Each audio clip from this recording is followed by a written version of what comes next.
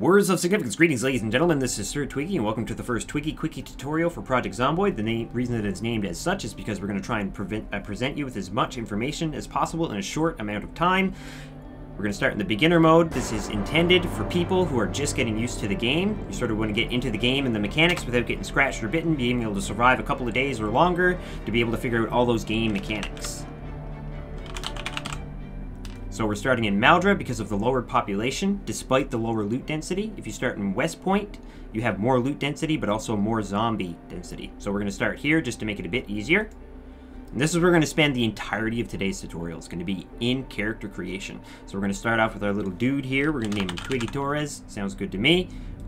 Now, this is the main body of dictating the way you're going to play the entire game. So anything that you choose in here, you sort of want to carry through with and play with your character, whether you're playing, you know, in beginner, in survival mode, in 8 months later, or online.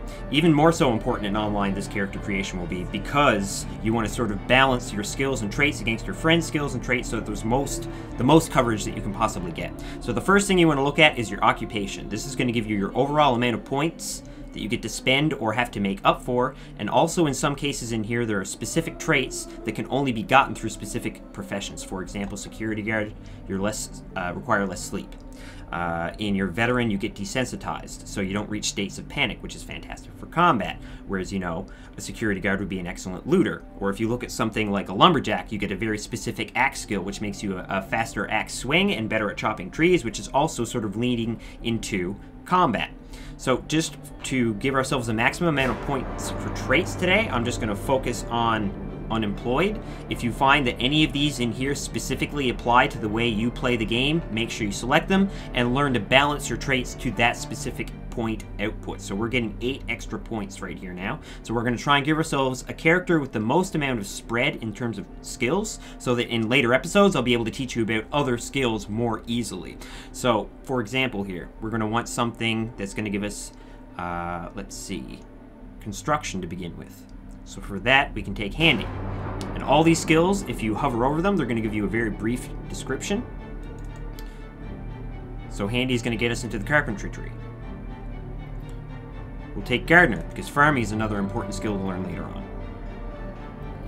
We're going to take Outdoorsman. Where'd you go? Hiker, rather. So now we've covered more and more skills. As you see, they pop up down here.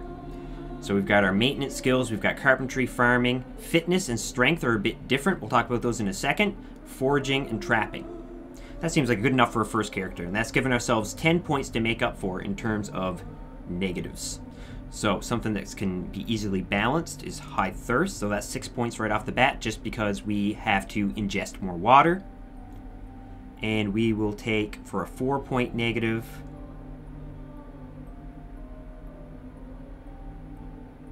we'll start with Slow Reader. And a bit Cowardly. So there we go. That's our first balanced character for an example. What we're going to do now is we're going to save this specific character.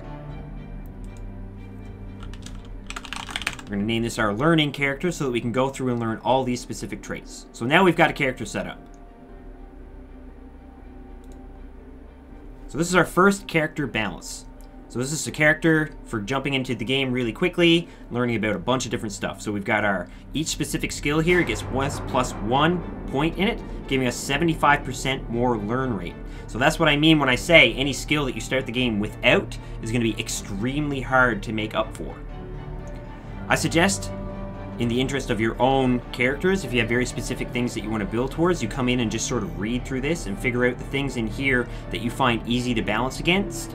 For example, death is something that's very difficult to balance against. You just never hear. Restless sleeper is another particularly difficult one to deal with because you require so much sleep. Sleepyhead is a bit easier to balance. I find High Thirst and Cowardly are very easy to balance. Slow Reader is sort of a time sink, but again, it's easily balanced just by making sure you're safe before you jump into reading things. A lot of the other skills in here that are sort of one-offs, things that are a bit more difficult to understand even if you get a little bit of a hover over them, lucky, sometimes things just go your way. That's one of my favorite traits. When I'm making characters for myself, when I want to play in a survival mode, I always take lucky. Things just tend to be better for you in terms of loot spawns. Some other ones in here, they're sort of one-offs. They don't actually give you anything down in here, are graceful. You just make less noise. It's not that you're getting any better at sneaking or light-footed or nimble, it's just that you make less noise. Dexterous, you move items around more quickly. Again, this is not balanced off any major skill group. They're one-off things that can very specifically build into a very specific character type. So this character type here, I've named it Learning because you can learn so many different skills here. There are only a few things that we're not going to be able to do, you know, without a little bit of help from books. Now, obviously, this character will never get any benefit or bonus to firearms. Firearms you cannot learn through books right now. I don't know if that will be changed in an update in the future, but as of right now, the time of this tutorial, that can't be done. Another example, running. If you don't have a character that starts off with something in here like runner, that sprinting will always be more difficult for you in the future. If I add it, you see I got a bonus to my sprinting skill, and that gives me a bonus 75%. So that means going forward, that's going to be extraordinarily easy for me compared to somebody who had never taken that runner skill, because there is no book to help balance that. Other things that are really sort of one-off skills, they don't really apply to any skill group, like your fast healer. So you just recover more quickly from injuries. Fast learner. Again, that's not something you can learn from a book. Fitness. This is something that's sort of unique in the game. Fitness and strength. And I sort of want to make these my last points for character creation for today. These... Athleticism and strong, falling under fitness and strength, change throughout the course of the game depending on what you're doing with your character. So, if you start with a character that has feeble, you're getting -2 to your strength down here. But if you walk around at your weight capacity or above it, you actually start gaining strength.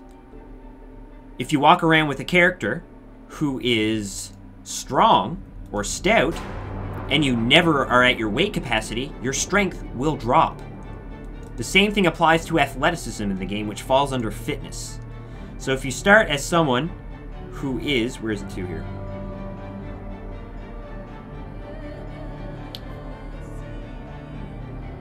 Obese, there it is, sorry. See how my fitness drops to 0? That means my stamina is extremely low. So if you go around sprinting all the time, getting yourself winded, recovering, getting yourself winded, recovering, you actually work out of obesity and then up the positive end of the chain eventually if you survive long enough and you keep working at it. So those are the sort of skills and traits and the unique parts of character creation. There's only so much I can do for you in a tutorial, I feel, because a lot of this is self-discovery, I think. That's the most important thing to mention, is that when you get in here and start messing around with things and learning about things, you'll discover what works for you and what doesn't. I think the only one-off trait I didn't mention here is organized, which is just you get more storage per container. 33% or 35%, I can't remember exactly how much. So like, if you look on a counter or someone's dresser which has 50 storage capacity, it'll have 65. Same thing with bags, hiking bags, tote bags, plastic bags. Alright, I think that's a pretty good cover for everything on our first Twiggy Quickie tutorial. I'll see you guys next time.